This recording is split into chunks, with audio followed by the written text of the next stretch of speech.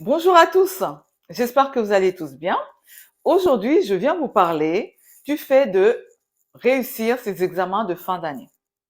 Si tu n'es pas encore abonné à ma chaîne, je t'invite à le faire et surtout n'hésite pas à partager car cette vidéo va, j'en suis sûre, encourager plusieurs personnes autour de toi. Objectif, réussir ces examens de fin d'année.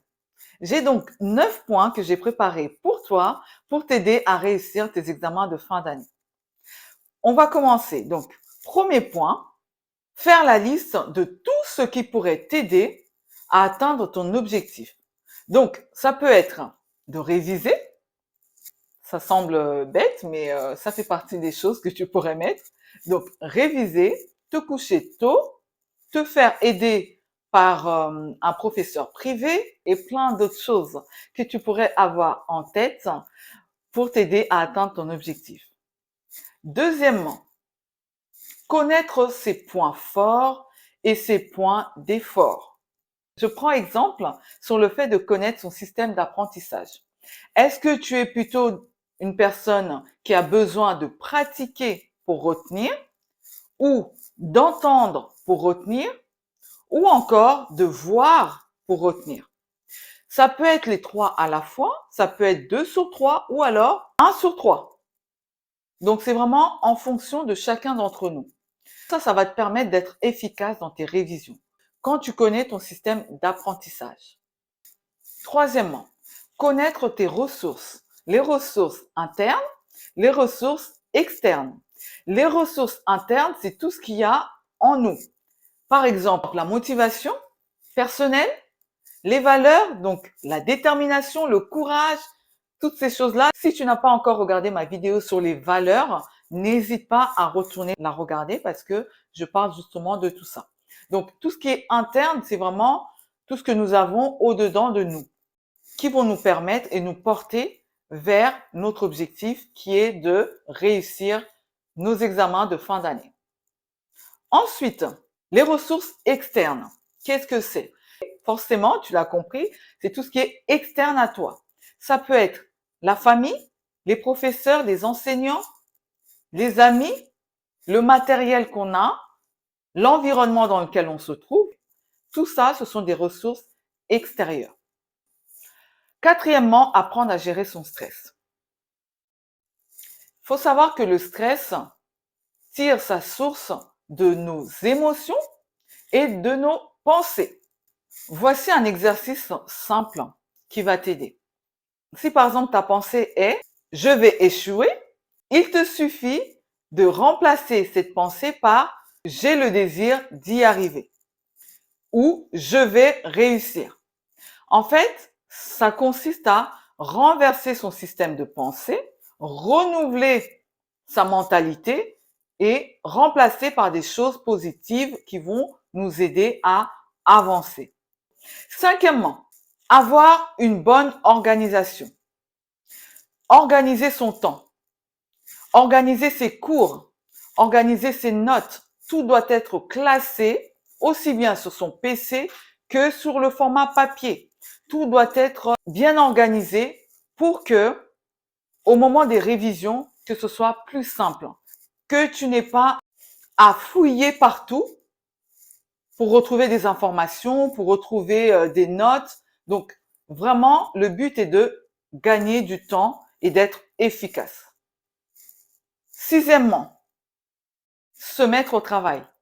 Donc, une fois qu'on a fait toutes ces choses qu'on a pu voir depuis le début, connaître son système d'apprentissage, connaître ses valeurs, ses ressources internes, ses ressources externes, organiser son temps, organiser ses cours, là maintenant, ça y est, on peut se mettre au travail, on peut se mettre à réviser. Réviser tout au long de l'année, c'est vraiment ce qu'il y a de mieux à faire pour se simplifier la tâche. Septièmement, encore au travail. Le travail, encore le travail. Si jamais il arrive que tu ressens donc une baisse de motivation, n'oublie pas encore une fois, tu as tes ressources internes, tu peux aussi t'auto-motiver. Donc, quand tu te lèves le matin, Tu peux te dire, par exemple, je suis motivé, j'ai envie d'y arriver, je sais que c'est fait pour moi, je vais y arriver, je vais le réussir cet examen et je ne lâcherai rien. Voilà un peu un exemple d'automotivation. Huitièmement, se détendre. Une fois qu'on a révisé, on s'est fait aider, on a compris les cours, tout est entré en nous, on se sent beaucoup plus à l'aise, on a l'impression que ça coule au-dedans de nous, tout ce qu'on a appris. Donc là, on peut se prendre du temps pour soi, pour se faire du bien, pour se détendre. Certains vont faire du sport, d'autres vont faire de la danse, d'autres vont faire de la musique, d'autres vont dessiner. Il y a aussi donc la sophrologie, des techniques de respiration et d'exercice qui permettent de se détendre et de se ressourcer, de reprendre des forces pour pouvoir attaquer donc la dernière étape qui est l'atteinte de notre objectif. Neuvièmement, on arrive le jour J. Réviser la veille de l'examen, c'est quelque chose que je vous déconseille. Et encore pire, réviser le matin de l'examen. Au pire, si tu sens vraiment que tu en as besoin et que tu as besoin d'ouvrir tes cahiers, fais-le la veille, par exemple de 8h à midi, et ensuite tu fermes tout, tu ranges tout, et tu te détends pour pouvoir te préparer à passer cet examen. Il y a certaines personnes qui le font quand même, qui arrivent à sortir quelque chose en révisant à la dernière minute comme ça. Mais franchement, il faut savoir que ça peut fonctionner un moment, mais il y a des examens qui exigent beaucoup plus d'investissement, beaucoup plus de travail, beaucoup plus de choses à retenir, ce qui fait que faire les choses à la dernière minute, ça ne va pas aider. Ça n'aide pas. Révise tout le long de l'année et accorde-toi du temps la veille et le matin de l'examen pour être détendu, serein, sereine. Donc, appréciez ce jour-là où on va enfin pouvoir montrer ce qu'on sait faire, tout ce qu'on a appris dans le but d'atteindre notre objectif. J'espère que cette vidéo t'aura plu. N'hésite surtout pas à la partager parce que j'en suis sûre qu'elle va encourager quelqu'un. Il y a beaucoup de personnes comme toi qui passent des examens et franchement, n'hésite pas à partager pour que les autres aussi puissent être motivés. Donc, un petit rappel. On a dit faire une liste de tout ce qui va nous aider à avancer vers notre objectif. Ensuite, connaître son système d'apprentissage.